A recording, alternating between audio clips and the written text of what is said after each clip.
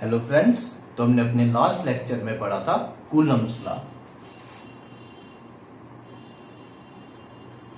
जिसमें हमने देखा था कि दो स्टेशनरी पॉइंट चार्जेस Q1 और Q2 जिनका डिस्टेंस ऑफ सेपरेशन है R, ये एक दूसरे पे फोर्स ऑफ अट्रैक्शन या रिपल्शन लगाएंगे कितनी, F equals to 1/4πε0 Q1 Q2 by R square.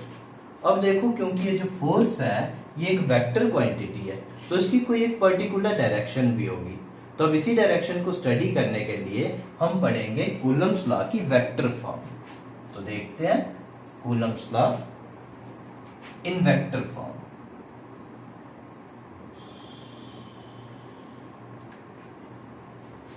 तो इसको हम दो केसेस में पढ़ेंगे। Case first, if Q1 into Q2 greater than 0, मतलब इन दोनों का प्रोडक्ट पॉजिटिव होगा।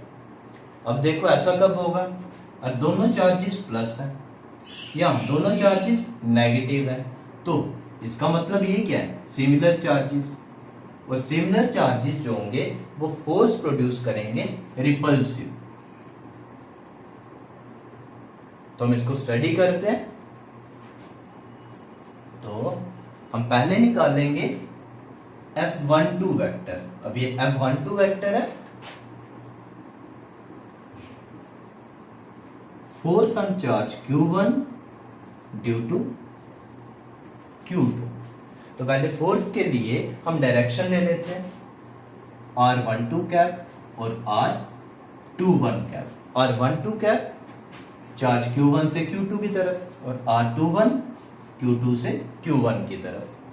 तो देखो फोर्स की वैल्यू ये हमने पहले की पढ़ी है, R स्क्वायर।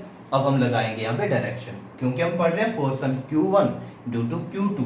Q1 पे जब फोर्स लगेगी, Q2 क्या करेगा, Q1 को रिपेल करेगा, क्योंकि सिमिलर चार्जेस है, रिपल्सिव फोर्स है। तो F12 की ये डायरेक्शन आएगी। तो ये डायरेक्शन कौन हमें बता रहा है, R21 कैप। तो हम लिखेंगे यहाँ पे R21 कैप, ये फर्स्ट इक्वेशन। अब हम पढ़ेंगे F21 वेक्टर किसके इक्वल होगा।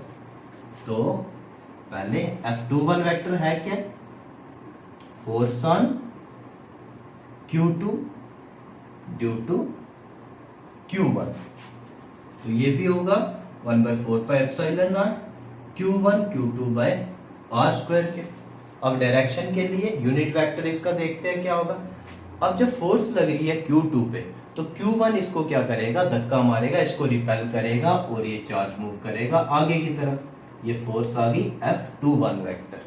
तो F21 वेक्टर को कौन सा यूनिट वेक्टर रिप्रेजेंट कर रहा है, तो वो कर रहा है R21 कैप, और सॉरी R12 कैप।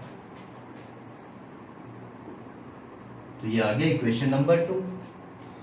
अब ये दोनों है यूनिट वेक्टर्स, इनका मैग्नीट्यूड है यूनिटी, बट इनकी डायरेक्शन हम देख रहे हैं अपोजिट है।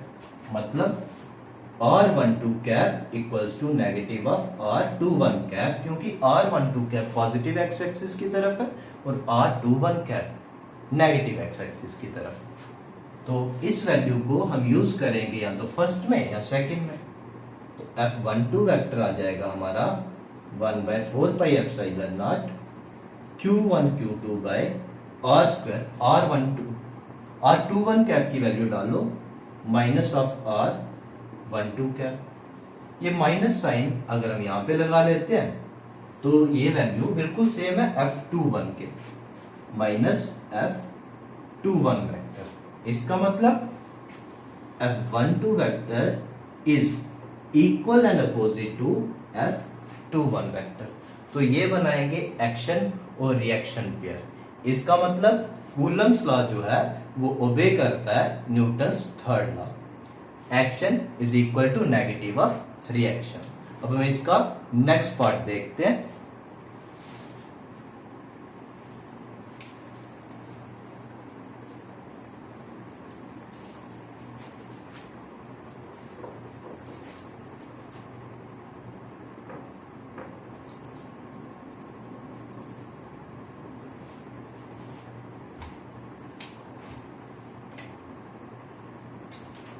केस सेकंड, तो केस सेकंड में देखो Q1 Q2 लेस देन 0, तो ऐसा कब होगा, जब एक चार्ज पॉजिटिव होगा दूसरा नेगेटिव, तो प्लस माइनस माइनस, तो ये वैल्यू आएगी लेस देन 0। तो एक चार्ज पॉजिटिव है दूसरा नेगेटिव है, इसका मतलब फोर्स होगी attractive.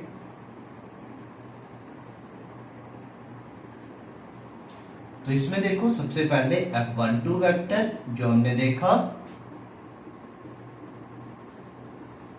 Force on Q1 due to Q2, तो ये आएगा 1/4 pi epsilon naught Q1 Q2 by R square. अब देखेंगे डायरेक्शन, क्योंकि फोर्स अट्रैक्टिव है तो डायरेक्शन देखते हैं किस तरह से चेंज होगी।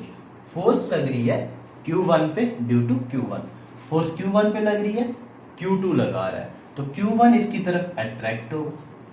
पहले यूनिट वेक्टर ड्रा करते हैं, R12 कैप 1 से 2 की तरफ, R21 कैप 2 से 1 की तरफ। तो अब ये देखो, ये आया हमारा F12 वेक्टर की डायरेक्शन जो रिप्रेजेंट कर रहा है R12 कैप। तो ये फर्स्ट इक्वेशन लिख दो। अब force on second, force on charge Q2 due to Q1, तो पहले तो मैग्नीट्यूड तो सेम रहेगा, Q1 Q2 by R square. अब डायरेक्शन देखेंगे, अब फोर्स लग रही है सेकंड पे, लगा रहा है फर्स्ट, जब फोर्स सेकंड पे लग रही है तो सेकंड फर्स्ट की तरफ मूव करेगा, तो ये आ गया F21 वेक्टर की डायरेक्शन। और F21 की डायरेक्शन हमें दिखा रहा है unit vector R21 cap, R21 cap. फिर से R12 cap is negative of R21 cap because both are unit vectors and the only difference between these two vectors is their direction. R12 cap is towards positive x-axis and R21 is along negative x-axis. तो यहां से देखो F12 vector हमारा बन जाएगा 1/4 pi epsilon naught Q1 Q2 by R square और 21 cap मगर minus में, तो इस नेगेटिव साइन को, इस माइनस साइन को हम यहां पे ले जाएंगे और ये वैल्यू है हमारी, ये आ जाएगा माइनस ऑफ F21 वेक्टर। तो फिर से F12 वेक्टर आया नेगेटिव ऑफ F21 वेक्टर के इक्वल, तो ये एक्शन और ये आ गया रिएक्शन। तो हमने देखा फिर से action is equal to negative of reaction.